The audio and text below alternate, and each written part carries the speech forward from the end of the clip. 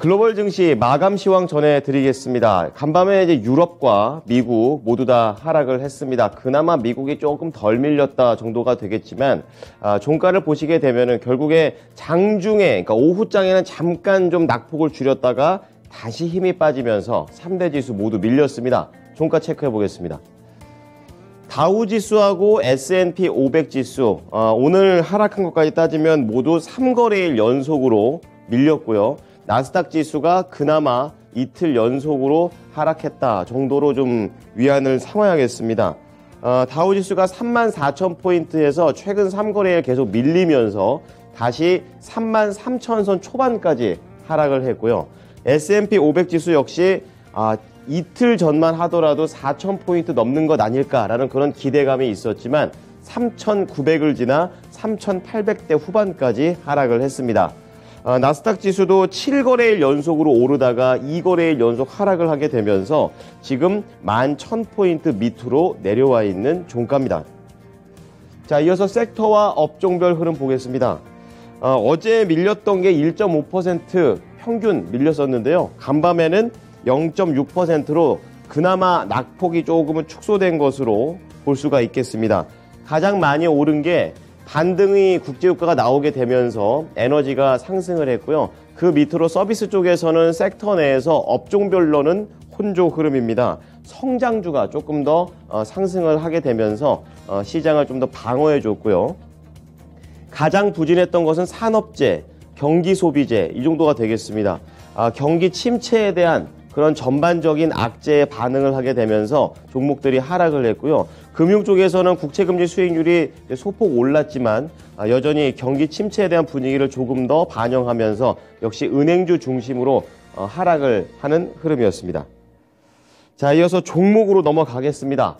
4분기 실적 발표가 계속해서 이어지고 있는 상황입니다. 그런 가운데 실적이 안 좋으면은 시장과 함께 더 밀리고 실적이 좋으면 여기에서 또 살아나는 이런 움직임을 보여줬고요. 증권사들의 입김도 많이 작용을 했던 간밤 흐름이었습니다.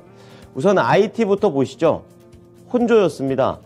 구글의 모에서 알파벳, 메타 플랫폼스 정도만 강력하게 상승을 했고 나머지 애플, 마이크로소프트, 아마존 이 정도 종목들은 하락하는 흐름인데요. 우선은 구글은 이 불황에도 사람을 계속해서 구한다라는 소식이 나오면서 2.1% 올랐고요. 그리고 메타 플랫폼스는 올해를 좀 대비하기 위해서 갖고 있던 이 샌프란시스코의 부동산이라든지 이런 것들을 팔아서 좀 더 허리띠를 졸라 매고 있다라는 부분을 시장에서는 긍정적으로 봤습니다. 그리고 하락폭이 컸었던 마이크로소프트 어제 10,000명 감원한다 이런 얘기 있었는데요. 이제 이거를 좀 더 후폭풍으로 계속 이어가는 흐름이고요. 아마존은 4분기 컨퍼런스 콜을 앞두고 약간은 부진한 흐름으로 거래를 마쳤습니다. 1.8% 하락했습니다. 자, 그리고 성장주 보겠습니다. 넷플릭스 좀 체크를 해 보셔야겠는데요. 지금 3.2% 장중에는 이렇게 크게 밀렸지만 장 마감을 하고 시간 외에서는 지금 강력하게 올라가고 있습니다. 예상을 상회한 가입자 수를 공개를 하게 되면서 지금 시간 외에서 강한 흐름을 보였다는 부분 체크해 보시고요. 그리고 또 다른 성장주 테슬라 보시겠습니다. 1.25% 지금 하락을 하는데 트위터와 관련된 수익이 급감할 것이다 라는 내용으로 장중에 더 내려갔었습니다. 하지만 증권사 파이퍼 샌들러가 지금 상황은 적극적으로 매수할 수 있는 포인트다라고 얘기를 하면서 그나마 낙폭을 줄이면서 1%대에서 거래를 마쳤습니다. 자, 다음은 반도체 체크해 보겠습니다. 필라델피아 반도체 지수가 지금 2.8% 하락했습니다. 크게 보면은 8거래일 연속으로 쭉 오르다가 2거래일 연속으로 조정을 받는 그림이고요. 그런 가운데 이날 비메모리 관련된 종목들 그리고 장비 관련된 종목들이 약했었고 상대적으로 메모리 관련된 종목인 마이크론 테크놀로지는 약보합 정도로 선방했습니다. 지금 엔비디아 쪽에서는 증권사 키뱅크가 올해 최고의 주식이다 이렇게 얘기를 하게 되면서 장중에는 좀 긍정적이었지만 이러한 부분들을 차익으로서 매물이 쏟아지고 이 부분을 견디지 못했습니다. 3.5% 밀렸고요. AMD도 같은 관계사로서 4%대의 하락률을 보여줬습니다. 자, 그럼 밑으로 내려와 보시죠. 금융 쪽이 되겠는데요. 지역은행들, 일부 지역은행들만 상승을 했고, 이제 나머지 대형은행들과 증권사 관련된 종목들, 그리고 신용카드 관련된 회사들은 전부 다 약세 흐름을 보여줬습니다. 국채금리 수익률이 반등을 줬지만 결국에 지금 뭐 대형 은행들 같은 경우에는 경기 침체에 대한 내용들이 계속해서 주요 인사들로부터 발언이 나왔죠. 여기에 영향을 받으면서 1%를 전후한 하락세가 나와줬고요. 특히 이 중간에 있는 찰스 슈왑 같은 경우에는 더 밀렸습니다. 6.2%. 뱅크 오브 아메리카 쪽에서 주식시장에서 현금으로 돈의 흐름이 옮겨갈 것이다. 결국에는 매출이 안 나온다는 얘기죠. 이렇게 되면서 하락을 크게 했고요. 지역은행들은 호실적이 나오면서 일부 종목들이 한 3, 4% 강한 반등을 줬습니다. 자, 마지막으로 소비재 관련된 종목들, 그리고 산업재 관련된 종목들 보시게 되면 전반적으로 하락세가 컸습니다. 개별적인 악재라기보다는 경기 침체가 되면은 전반적으로 산업 자체가 둔화될 수 있는 그런 부분들이 그대로 좀 반영이 됐고요. 개별적으로는 이제 크루즈 관련된 회사들이 리오프닝을 앞두고 많이 좀 반등을 해줬었는데 노르웨이지안 크루즈 라인을 필두로 해서 전반적인 하락세를 보였다라는 악재도 있었습니다. 작년 4분기 그리고 올해 1분기 계속해서 손실을 입을 것이다라는 전망에 부정적으로 작용을 했습니다. 하지만 소비재 쪽에서도 대부분의 종목들이 밀렸지만 호실적이라든지 앞으로에 대한 전망이 좋게 나온 종목들은 일부 이렇게 반등을 주는 모습이었고 이날은 담배 회사 중심으로 상승을 했습니다. 자, 특징주 보겠습니다. 성장주에도 대표적인 종목 로블록스입니다. 메타버스 관련된 종목이기도 한데요. 증권사 모건 스탠리가 투자 의견을 하향 조정을 했습니다. 비중 축소로 내려버렸는데요. 어제 로블록스가 발표를 한 부분 중에 12월 활성 사용자 수, 로블록스를 얼만큼 사용하느냐 이것과 관련된 지표가 긍정적으로 나왔습니다. 네, 그 부분에 대해서는 이미 2번 연속으로 이렇게 기대감과 결과 발표 이후로 급하게 아주 강하게 상승세를 보여줬다가 그 이후에 추가적인 호재가 없다라는 내용을 밝히게 되면서 증권사의 입김에 따라 다시 상승했던 거를 그대로 되돌렸습니다. 6.5% 하락한 33달러의 거래를 마쳤습니다. 자, 이어서 알루미늄 제조업체 알코아 보겠습니다. 역시 하락한 종목인데요. 4분기 실적은 비교적 잘 나왔지만 투자자들은 매출이 크게 줄어들었다라는 점에 대해서 좀 더 포인트를 맞춥니다. 4분기 실적은 매출이 26억 6천만 달러, 그리고 주당 순이익은 0.70달러. 지금 손실이 났다라는 점, 이제 이 부분에 좀 더 집중을 하고 있는데요. 이제 알루미늄이라든지 이런 원자재 가격이 지금 하락을 하게 되면서 알코아 역시 매출에 타격을 입을 것이다라는 내용도 나왔고요. 앞으로에 대한 전망치 역시 시장의 예상치보다도 낮았다라는 부분. 또 하나의 악재였습니다. 자, 알코아 최근에 아주 강하게 상승을 주고 난 다음에 계속 큰 폭으로 밀립니다. 7.3% 하락한 49달러의 종가를 형성했습니다. 자, 이어서 미국 현지 연결해 보겠습니다. SH 인베스트먼트 김선영 연구원입니다. 연구원님 안녕하세요. 네, 안녕하십니까. 네. 자, 미국 증시 주 후반으로 가면 갈수록 힘이 빠지는 모양새입니다. 간밤에는 어떤 배경에서 밀렸습니까? 예, 오늘 뉴욕 증시는 연방준비제도의 긴축 정책 지속에 대한 우려 속에 미국 국채금리가 반등하면서 3일 연속의 하락세를 지속했습니다. 지난주 미국의 고용지표가 예상 밖의 개선을 보인 점이 이 같은 우려를 높인 건데요. 노동부에 따르면 지난주 신규 실업수당 청구 건수는 19만 건을 기록해 전망치였던 21만 5천 건을 크게 하회하면서 4개월 최저치를 기록했습니다. 이 같은 결과는 지난해 봄부터 시작된 연방준비제도의 공격적인 금리 인상 여파와 경기 불확실성 고조로 실업자가 많이 늘어날 것이라는 시장의 관측과는 상반된 것으로 팬데믹 회복 과정에서 노동력 부족을 경험한 다수의 기업들이 기존 인력의 해고를 꺼리는 데다 노동력 공급이 여전히 원활하지 않기 때문이라는 분석입니다.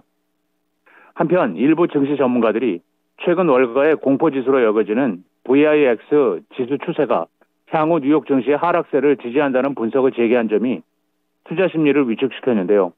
증권사 서스코 해나의 크리스 머피 분석가는 VIX가 20 아래를 나타낼 경우 이것은 시장의 매도 신호라면서 현재 VIX 지수는 19에서 20선에서 움직이고 있으며 이 지수가 20을 하회할 경우에는 매도하고 30을 넘어설 경우에는 매수하는 전략이 연방준비제도가 긴축을 시행한 지난 18개월 동안 잘 맞아떨어진 것이었다면서 빅스의 50일 이동 평균선인 22.13을 상회하는 경우가 생길 경우 S&P 500 지수가 3,800m로 하락할 수도 있다고 경고하고 있습니다. 네. 지표와 발언 자체가 시장에는 우호적이지 않았다라는 부분을 들어볼 수 있습니다. 자, 하나씩 좀 이슈 넘어가 볼 텐데요. 경제 지표를 보게 되면 인플레이션 잡히는 것 같은데 월스트리트의 의견은 좀 다른 것 같습니다. 어떤 내용이 있었나요? 예, 제이미 다이먼 JP 모건 CEO가 최근 인플레이션 둔화세가 일시적이라면서 시장 예상보다 기준금리가 더 높아질 가능성을 경고했다는 소식이 오늘 시장의 부담이었습니다. 다이먼 CEO는 CNBC와의 인터뷰를 통해 기준금리가 5%보다 높아질 것으로 생각한다면서 기저 인플레이션이 아직 많기 때문이라며 지난달 FOMC 정례회의 이후 공개된 점도표에서 제시된 올해 말 예상금리는 5.1%지만 미국이 가벼운 경기 침체를 겪는다면 기준금리가 6%에 이를 수도 있다고 내다봤는데요. 미국 최대 은행을 이끄는 다이먼 CEO는 이 같은 전망을 한 이후에 잠복한 인플레이션 압력이 작지 않다는 판단 때문으로 그는 물가 급등세가 다소 진정된 것은 유가 하락과 최근까지 제로 코로나 정책을 고수했던 중국의 경기 둔화 덕분이지만 이러한 요인은 한시적인 것이라면서 우리는 그간 중국의 경기 둔화와 다소 하락한 유가 혜택을 누렸다며 유가는 향후 10년간 올라갈 것이며 중국은 더는 물가 하락 요인이 아닐 것이라고 덧붙이고 있습니다. 또한 그는 미국의 국가부채 규모가 법정 한도를 넘으면서 정치권이 법 개정 협상을 벌이는 데 대해서는 정치인들은 이 문제를 심각하게 생각해야 한다며 미국 정부의 신용도에 의문을 제기해서는 안 된다면서 부채 한도 상향 조정을 두고 양당이 누구를 비판하든 상관은 없지만 그것을 가지고 정쟁의 도구로 사용하면 안 된다고 비판했습니다. 네. 자, 기준금리와 관련된 또 다른 이 매파적인 발언에 대해서 좀 자세히 들어봤습니다. 자, 이어서 미국 시장에서는 채권 수요가 다시 늘고 있다라는 말들이 나오는데요. 어디에 원인이 있습니까? 예, 이달 들어 국채와 회사채 등 전 세계 채권 발행 규모가 5,860억 달러로 같은 기간 사상 최대를 기록했다고 블룸버그 통신이 보도했습니다. 블룸버그는 지난해 수요가 저조했던 채권은 올해 물가 상승이 둔화되고 각국 중앙은행들이 통화 긴축을 중단할 것이라는 기대감이 커지면서 투자자들의 주목을 받고 있다면서 미국의 투자 등급 채권이 지난해 최악의 실적을 낸 뒤 반등해 올해는 약 10%의 수익률을 기록하고 신흥국 채권 수익률은 8%, 유로화 표시 투자 등급 채권은 약 4.5%가 오를 것으로 추정하면서 채권 수요 급증에 대해서는 기업 펀더멘털이 대체로 견고하고 중국의 급격한 정책 유턴이 세계 경제 성장에 필요로 하는 힘을 제공할 것이라면서 채권 수익률이 매력적인 수준으로 오름에 따라 일부에서는 주식 60%, 채권 40%라는 전통적인 투자 정책을 변경할 것을 권고하고 있다고 보도하고 있습니다. 네. 자, 이어서 종목 얘기로 넘어가 보겠습니다. 이날 소매 관련된 종목들은 전반적으로 안 좋았습니다. 그 가운데 월마트는 개별적으로도 문제가 있었는데요. 멕시코 쪽과 얘기가 있네요. 어떤 소식입니까? 예, 그렇습니다. 멕시코 정부의 강력한 금연법 시행에 반발해 법원에 일부 조항 효력 정지를 신청했다는 뉴스로 다우지수의 구성 종목인 유통업체 월마트의 주가가 오늘 1.4% 하락한 138달러 83센트의 거래를 마쳤습니다. 멕시코의 월마트 현지 법인인 월맥스는 법률 대리인을 통해 지난 15일부터 시행 중인 흡연 규제 법안법 개정안 일부 효력을 멈춰달라고 신청을 했고 월마트 측에서 주로 문제를 삼는 규정은 매장 내 담배 진열 금지 조항으로 멕시코 보건부는 담배 소비 및 홍보에 대한 다양한 제한 사항을 담은 흡연 규제 일반법 개정안을 지난 15일 발효한 바 있었습니다. 네.